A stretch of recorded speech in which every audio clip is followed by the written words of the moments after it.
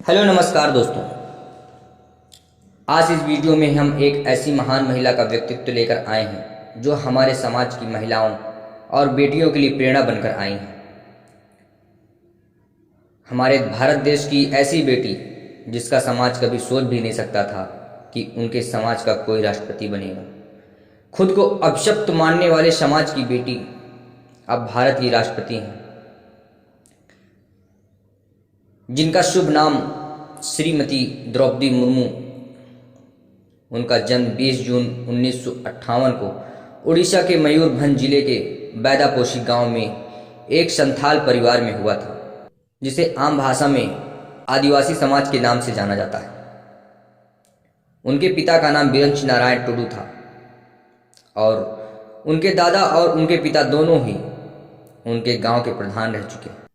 जिस महिला को यह लगता था कि पढ़ने लिखने के बाद आदिवासी महिलाएं उससे थोड़ा दूर हो गई हैं, तो वो अब खुद सबके घर जाकर खाने को दे ऐसा कहकर बैठने लगी और अब वही महिला भारत की राष्ट्रपति है। वह गरीब लड़की जो सिर्फ इसलिए पढ़ना चाहती थी कि परिवार के लिए रोटी कमा सके, पेट पाल सके, वो आज भारत की राष्ट्रपति है। जिस पत्नी ने अपने पति और जिस माँ ने अपने 2 बेटों को असमय ही खो दिया, आखिरी बेटी की दुर्घटना में मौत के बाद वह डिप्रेशन में चली गई थी और तब लोग कहने लगे थे कि अब यह नहीं बच पाएंगी। वही पत्नी और माँ आज भारत की राष्ट्रपति है। जिस महिला के गांव में कहा जाता था कि राजनीति बहुत खराब है और महिलाओं को तो इससे बहुत दूर ही रहना चाहिए, उसी गांव की महिला अब भारत की राष्ट्रपति हैं। जो बिना वेतन के शिक्षक के तौर पर काम कर रही थी और जिनके प्रयासों से उनके गांव से जुड़े अधिकतर गांवों में आज लड़कियों के स्कूल जाने का प्रतिशत लड़कों से कहीं ज़्यादा हो गया है, वो महिला आज भारत की राष्ट्रपति है।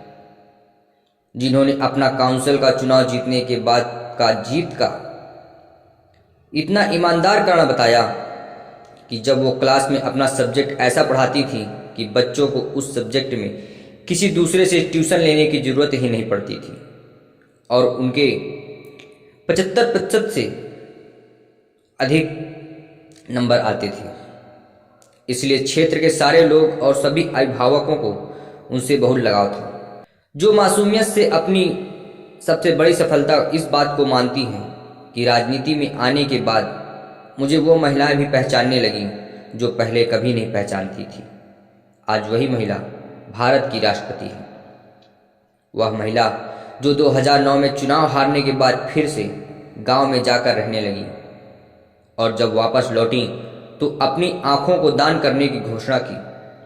आज वही महिला हमारे भारत देश की राष्ट्रपति है। द्रौपदी मुर्मू जी यह मानती हैं कि life is not bed of roses. जीवन कठिनाइयों के बीच ही रहेगा, हमें ही आगे बढ़ना होगा। कोई हमें पुश करके कभी आगे नहीं बढ़ा पाएगा। आज वही महिला हमारे भारत देश की राष्ट्रपति है।